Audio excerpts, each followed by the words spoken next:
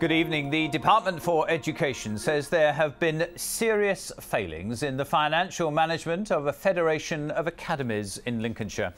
The Priory Federation of Academies Trust runs 4 sites, 3 in Lincoln and 1 in Grantham. The chief executive resigned last month. Today, the trust has said that mistakes and errors of judgments have been made by 2 individuals. The police are also investigating. Phil Connell reports. Before his resignation, Richard Gilliland was the Federation's respected chief executive, responsible for 4 academy schools in Lincolnshire. Tonight, though, he's part of an investigation into the mismanagement of school finances.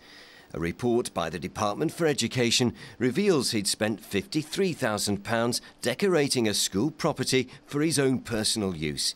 He'd employed his family, including his daughter, as a £55,000 a year consultant. He'd also used the Federation's credit cards to buy sex games and supplements and spent £4,000 on riding lessons for his son. All public money and not shown in any of the school's accounts. The chief executive employed his wife, his son, his daughter, and I think, I could go on, but parents need to be assured that lessons have been learnt here. We need money paid back, without doubt, and we need to make sure this can never ever happen again. The report also cites the former finance director Steve Davis, who retired last year. The report says he's currently away in the Caribbean. The Trust, meanwhile, has tonight apologised to parents and pupils who've today been telling us of their concerns. We all thought it was mental when they said they were getting a polo team. Equestrian? Yes, an equestrian centre, so cool. We couldn't really believe that he would be buying these stuff with our school money when there's stuff already wrong with us. In response to the government's report, the chairman of the Priory Federation has today issued this 3-page statement in which he admits mistakes and errors had been made by 2 senior individuals. He said changes, though, had been put in place to their financial management and a new accountant had been appointed. He added, though, from 85 previous audits, no issues had ever been raised before. There's an action plan in place. Obviously, they'll obviously be taking those actions that they need to, and I believe that they'll be examined in depth again in about 4 months' time to make sure that that action plan has been acted upon and that these things don't happen again.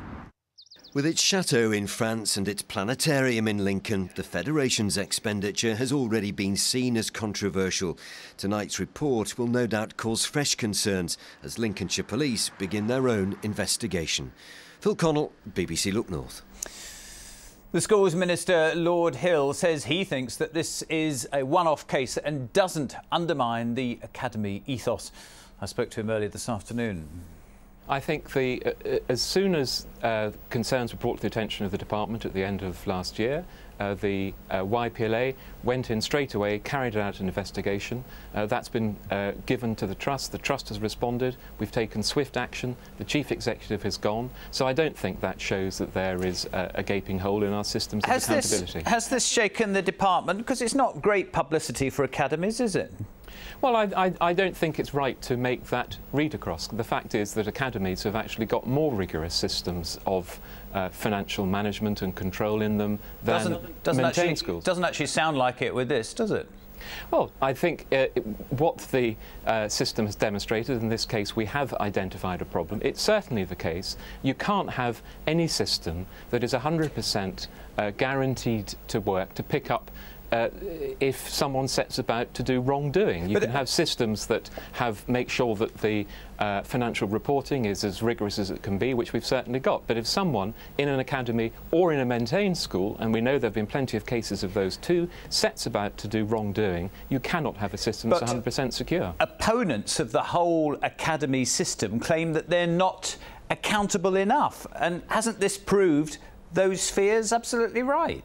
No, I don't think it's proved that at all. I think what it's proved is that when concerns are brought to the attention of the department, we act very swiftly to address them. As I've just said, the fact is that the reporting systems and of financial monitoring in place in academies are more rigorous than in maintained schools. And these problems, when they do happen, fortunately they're very small in number in any schools, but they've happened just as in maintained schools as they have in this one case today. And briefly, briefly, your message for the parents at the school?